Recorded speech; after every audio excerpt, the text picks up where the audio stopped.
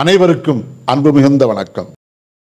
செல்வராமாயணம் என்னும் இலக்கண பாடல்களும் இலக்கிய சுவையும் கொண்ட புதிய ராமாயண காவியத்தை புனைய வைத்த என் இறைவன் ராமனை நன்றியுடன் வணங்கி மகிழ்கிறேன். செல்வராமாயணம் பருவம் 3 அயோத்தி பருவம், காலம் 8 பரதன் காலம். ராமனையும் இலக்குவனையும் எண்ணியவாறே தந்தை துயரம் அடைந்திருந்தார் என்று கைகேயி பரதனிடம் கூறுதல். பாடல் எண் 807. பராக்கிரமம் எல்லாமே பறிபோனார் செயல் இழந்தே, வராத பெரும் துன்பமெல்லாம் வந்தது போல் பயமடைந்தே, ராமனுடன் இலக்குவனை எண்ணி உளம் துயரடைந்தே, தராதரமும் இழந்தவரே தான் குலைந்தார் உயிர் இழந்தே. இதுவே 807வது பாடல். இந்த பாடலுக்கான விளக்கத்தை காண்போம்.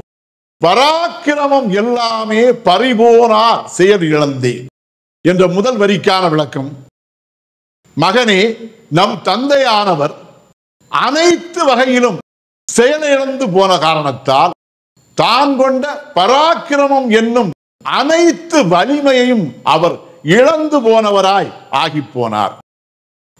அதன் காரணத்தால் வராத பெரும் துன்பமெல்லாம் வந்தது போல் பயமடைந்தே, தனக்கு உண்மையிலே வந்திருக்காத பெரும் துன்பம் யாவும் தன்னை வந்து அடைந்தது போல் அவர் அச்சம் அடைந்தவாறே இருந்தார்.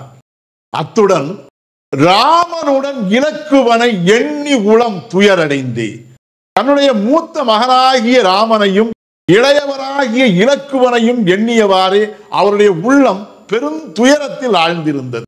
அவ்வாறு துயரத்தில் ஆழ்ந்திருந்த நம் தந்தையானவர் தராதரமும் இழந்தவரே தான் குலைந்தார் உயிர் இழந்தே.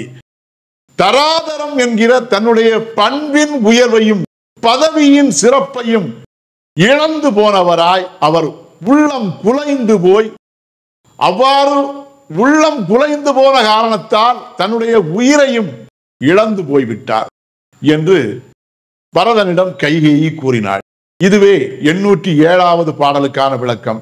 செல்வராமாயணத்தின் 808வது பாடல் மற்றும் அதன் விளக்கம் ஆகியவற்றை அடுத்த பகுதியில் காண்போம். இறையருளால் அடியேன் இயற்றிய நல்லதோர் இலக்கியத்தையே செல்வராமாயண காவியமாக உங்கள் முன் தொடர்ந்து வழங்கி வருகிறேன். உங்கள் அன்பையும் ஆதரவையும் தொடர்ந்து தந்து இந்த புதிய ராமாயண காவியத்தை அனைவரிடத்திலும் கொண்டு சேர்க்குமாறு உங்களை அன்போடு கேட்டுக்கொள்கிறேன். அனைவருக்கும் நன்றி, வணக்கம்.